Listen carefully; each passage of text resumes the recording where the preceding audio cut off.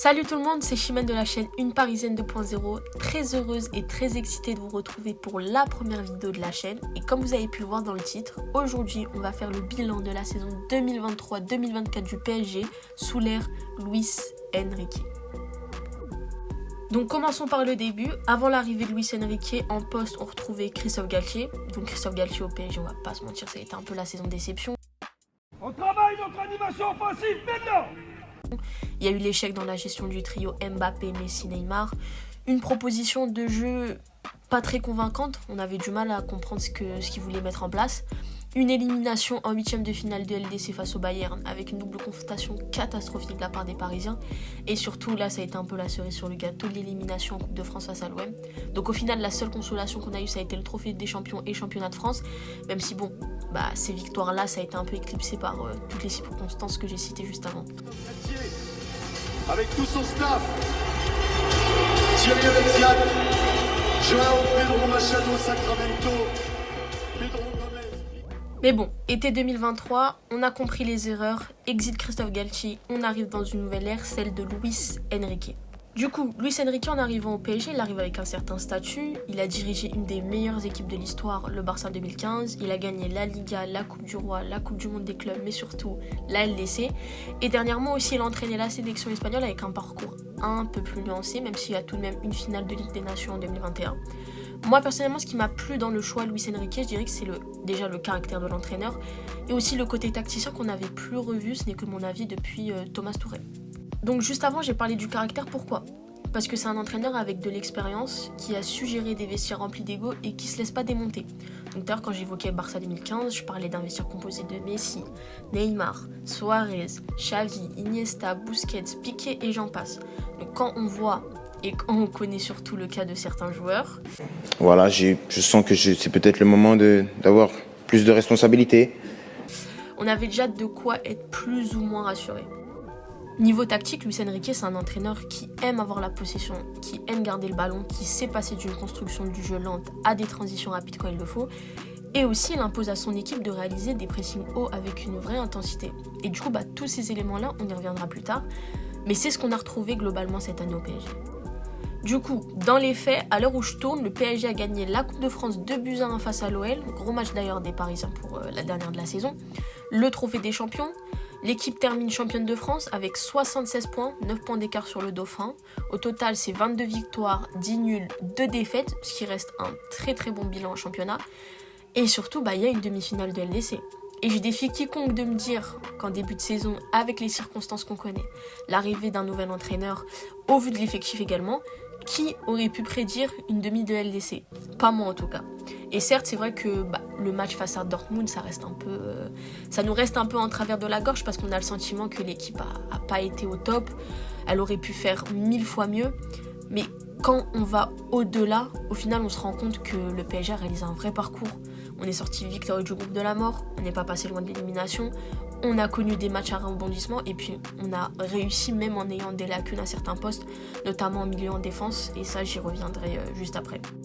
Donc globalement je ne peux être que satisfaite du parcours non seulement LDC mais aussi dans les autres compétitions de la part du PSG.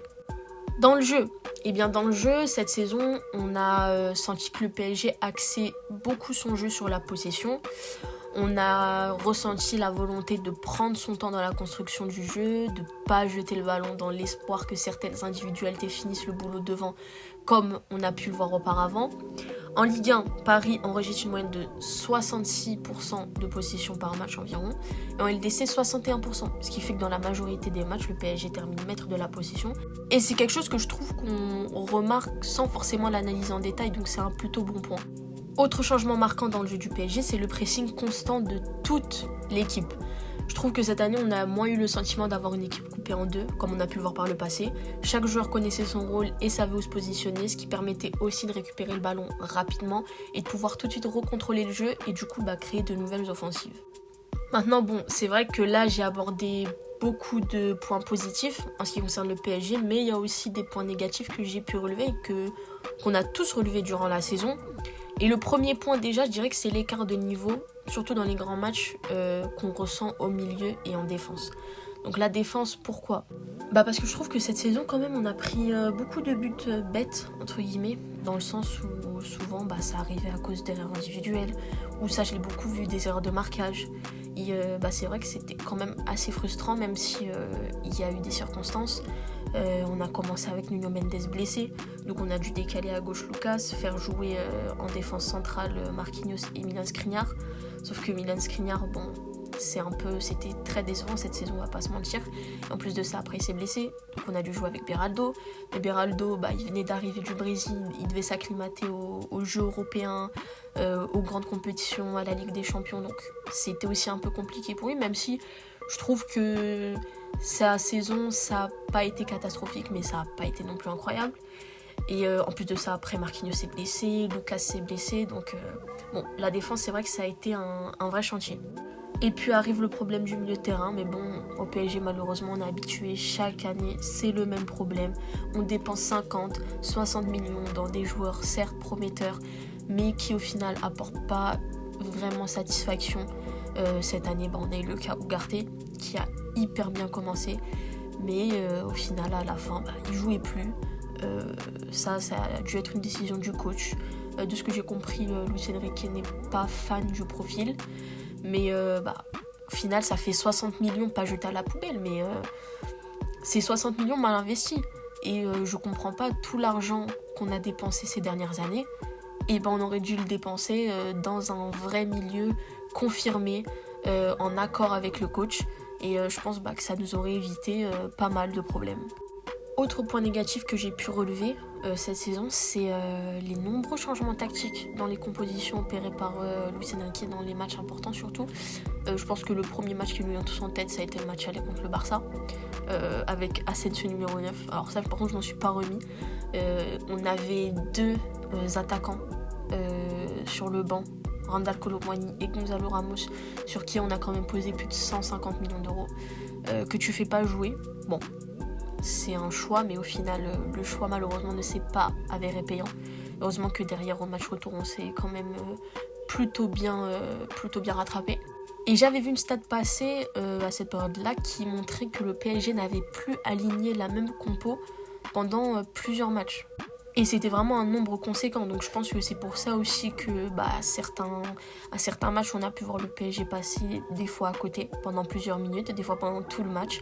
Et je pense que du coup que pour la saison prochaine c'est un point sur lequel Luis Enrique devrait retravailler. Mention spéciale dans les points négatifs aussi au coup de pied arrêté mal joué, ça c'est quelque chose qui m'a tendu, mais vraiment tendu toute la saison. Quand il y avait un corner, je savais pertinemment que ça allait jouer à deux, et que ça allait être mal joué, et que ça allait la plupart du temps mener à rien. Donc faut retravailler les coups de pied arrêtés, parce qu'en plus de ça c'est ce qui nous porte défaut, aussi bien offensivement que défensivement, parce que derrière aussi on se mange beaucoup de buts sur coups de pied arrêtés. Donc c'est un point sur lequel il faut absolument retravailler. Mais même si j'ai cité les points négatifs juste avant, je trouve que globalement c'est une très bonne saison de la part du PSG, très bonne saison de la part de Luis Enrique. Il a eu de l'audace, il a su mettre en place ses idées de jeu, et je trouve que c'est la première fois depuis longtemps qu'on a su cerner ce que l'entraîneur voulait mettre en place. Il y a eu du bon, il y a eu du moins bon, mais c'est normal. Et là je me dis que le mercato arrive, des joueurs vont partir, on sait que Kylian Mbappé va partir, d'ailleurs je ferai une prochaine vidéo là-dessus. Mais c'est pas grave, d'autres joueurs vont arriver, d'autres joueurs qui seront en accord avec Luis Enrique, surtout que là j'ai vu passer que il aura un peu plus de pouvoir sur ce mercato. Et puis écoutez les amis, le futur pour le PSG ne peut que être radieux, je l'espère en tout cas. Sur ce, c'est la fin de la vidéo. Si vous avez aimé, n'hésitez pas de laisser un petit like, abonnez-vous, partagez la vidéo et surtout laissez-moi un petit commentaire, donnez-vous votre avis sur la dernière saison du PSG, donnez une note sur 10 aussi, moi je me ferai un plaisir de lire ça. Et en attendant, je vous dis à une prochaine pour une nouvelle vidéo, salut.